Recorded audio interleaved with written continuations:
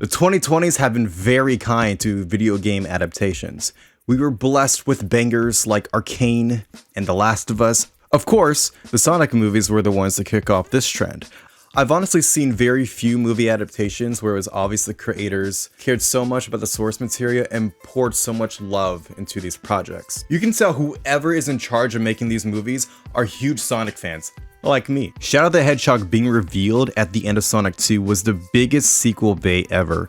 When I saw that part in theaters, I was freaking out, which made me feel stupid because I was the only one in the theater freaking out. Honestly, I saw this coming. I remember sitting in the theater towards the end of Sonic 2 thinking, well, the first two movies are based on the Genesis games, the first three. So the next movie has to be based on the adventure game. Sonic Adventure 2 is obviously the most popular of the adventure games, so the next movie has to be based on this one. It's a no-brainer, and I was right, as I always am. Adding to my hype though, the Sonic 3 title treatment came out, which referenced the Sonic Adventure 2 logo, played an orchestral rendition of Live and Learn, and gave us a release date of December 2024. Since Sonic Adventure 2 is my favorite Sonic game of all time, I figured I'll make a video talking about the things I want to see in that game, and I'll talk about 6 of them in this video. Also be sure to like and subscribe if you like this video.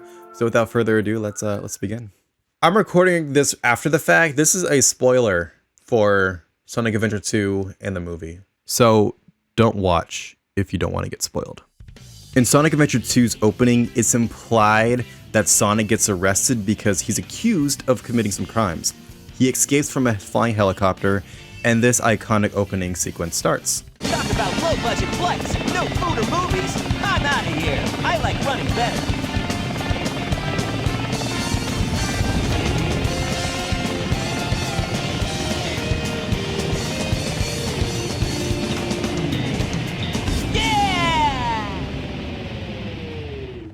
Of course, if you're a Sonic fan and you play this game, you know for a fact Sonic didn't commit these crimes. It was Shadow, but for some reason the authorities thought it was Sonic because the resemblance is so uncanny.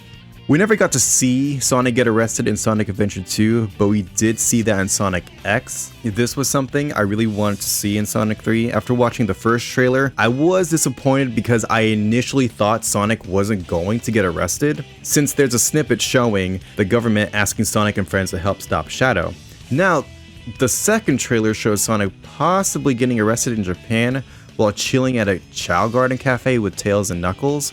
Also looks like Shadow isn't just working with Dr. Eggman, but he'll also be working with Jailed Robotnik. This is a huge deviation because Jailed Robotnik is dead during the events of Sonic Adventure 2. It's a bit jarring, but I'm optimistic and confident that the movie will definitely do Sonic Adventure 2's story justice. And of course, we gotta talk about the main man himself, Shadow. He's arguably one of the most iconic characters in the Sonic game franchise. His look is spot on, and I honestly want to see him done right. And from what we've seen in the trailers, things look very promising. There's a lot to talk about here, so I'll go over things with subpoints.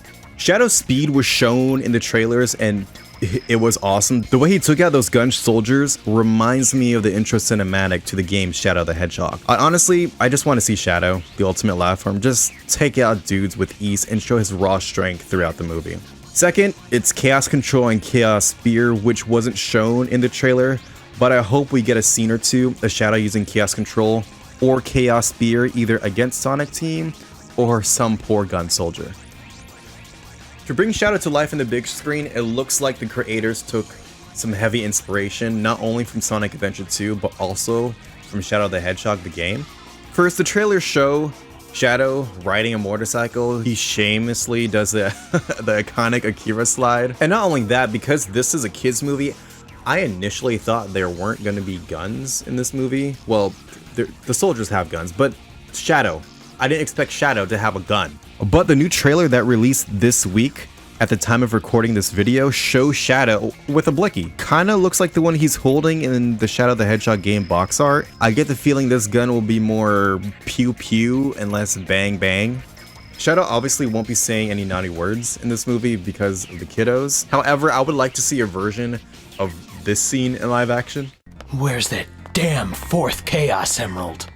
And lastly, while we're on the topic of Shadow, I want to talk about Shadow's origins, which is honestly very important. Shadow's origin is a sad one, and it's a very deeply emotional story. Judging from what I've seen in the trailers, it looks like the movie, thankfully, will be following the story pretty closely. But I pray to God they completely scrub the Black Dune retcon from the games. It was bad, and this movie should only be filled with good things, like Jim Carrey playing Jill Robotnik. This is an example of a good thing, and we should get more of this in the movie.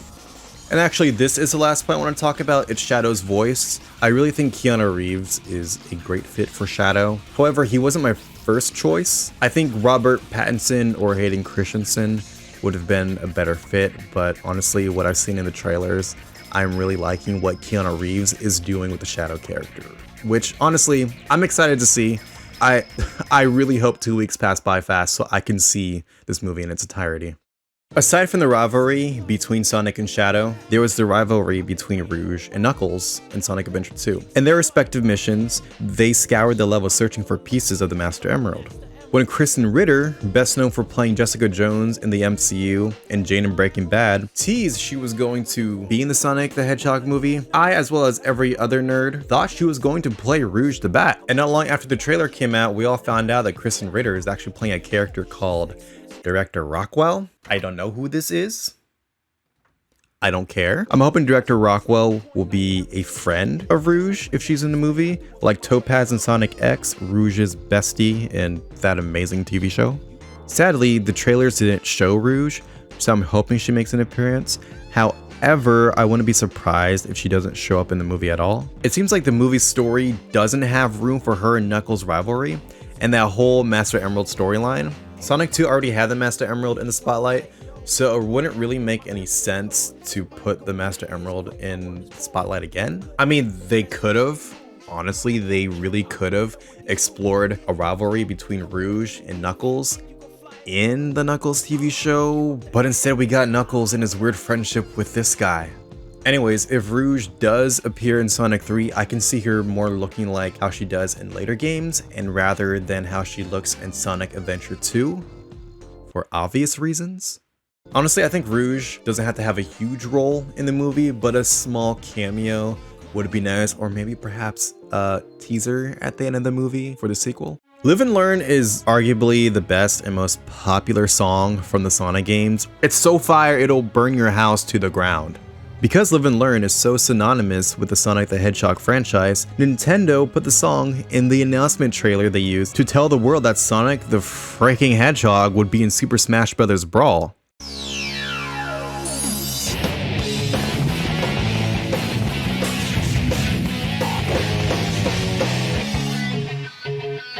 So it's only natural that Live and Learn would be in a movie adaptation of Sonic Adventure 2. We already know an orchestral version of the song will be in the movie, judging from the title treatment teaser and the first trailer. What I want to see is the original song playing during a final battle between Sonic and Shadow. That would be dope. It's wishful thinking, and honestly, if I saw that happen in the movie theater, I would be freaking out in my seat. Maria's death is a huge part of Shadow's origin story. In the games, a gun soldier shoots her when she tries to escape with Shadow. However, since gun violence is frowned upon, I can see the movie doing Maria's death differently. I know me as a Sonic fan, and you as a Sonic fan, would like to see a live action version of this scene, but we need to consider the fact that this is a kids movie coming out in 2024, so showing a kid getting shot by a soldier definitely isn't ideal. I can see her either dying from an explosion or maybe taking inspiration from the intro cinematic from Shadow the Hedgehog. Shadow the Hedgehog. Why does that name haunt me? It's the only thing I can remember, and that gruesome image.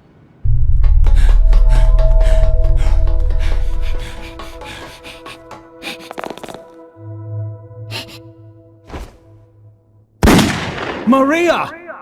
We know she dies in the movie, the trailer shows it. I just hope the way she dies is appropriate for the story and for the kids watching. This is honestly coming from an older brother who plans to watch the movie with his 12-year-old sister. And since we're on the topic of death, let's talk about Shadow's death. To begin, and I feel very strongly about this, Shadow has to die at the end of this movie. He chose to let go of his hatred for humanity and desire for revenge and sacrifice himself to save humanity. This is how it happened in the game, and this is how I think it should happen in the movie. And I think his death is very beautiful. I know that's weird to say, but I mean, this is someone who is so bent on hatred and revenge that he was willing to let go of it because of the person he cared about, which was Maria. Honestly, finishing Sonic Adventure 2 as an 8-year-old kid and seeing that ending, it was honestly very beautiful and made me cry. It was also a great redemption moment for Shadow. I also want to see a similar scene to this one at the end of Sonic 3.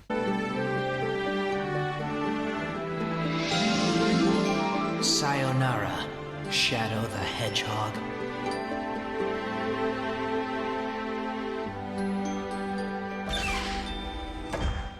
So now that we're on the topic of Shadow's death, I know it was very short. I want to throw in a bonus point, which is how future movies could bring him back. They could bring back Shadow as a clone. I know how that sounds, so please hear me out. I 100% believe that the Shadow at the end of Sonic Adventure 2 dies. And the Shadow we see in future games is a completely different Shadow because he's a clone. In Sonic Heroes, the opening cutscene for Team Dark's story shows Rouge entering a chamber with a bunch of Shadow clones in cryo chambers. So it turns out I misremembered. Rouge doesn't find that chamber with a bunch of Shadow clones until the end of Team Dark's story. It's also at the end where they actually hint that Shadow's actually a clone. So yeah, my mistake. Back to the video. One of these clones wakes up, and this is the Shadow the Hedgehog we see moving forward. This is why he has amnesia in every game that comes after Sonic Adventure 2. And I know they flirted with the clone concept in Shadow the Hedgehog, the game, but it was done in a very, very stupid way. And I really hope if they do implement this concept of bringing Shadow back as a clone, I hope it's done right in any TV show or movie that they do. I could go on and on to discuss this, but this will honestly be a better topic for a future video I do after I watch the movie. With that said, those are 6 things I want to see in the Sonic 3 movie. This movie is honestly one I've been waiting to see, and it's something a very young me would have dreamed to see. And now that I'm 29, I am very happy to see this actually happening. Like, this is coming out on December 20th, and I'm taking my younger siblings to watch with me, and I'm also taking my girlfriend to watch with me. I know for a fact they'll make fun of me with how much I'm geeking out about it, but I don't care. I know for a fact they love me for it. Anyways, let me know what you guys want to see in Sonic 3 in the comments down below. Also, let me know about what you think about the points I made and if I missed anything. And let's be civil in the comments section. Let's try to be adults here. And if you're not an adult, try to be. Again, if you like this video, please make sure you leave a like and subscribe. I stream on Twitch every Monday, Wednesday, and Friday. These are the holidays right now, so I'll be coming back when the new year happens. The description is down below. And I have a gaming channel, link also down below. It's basically cut up the VODs from my stream and a Let's Play sprinkled here and there. Anyway, thank you for watching, and I'll see you around.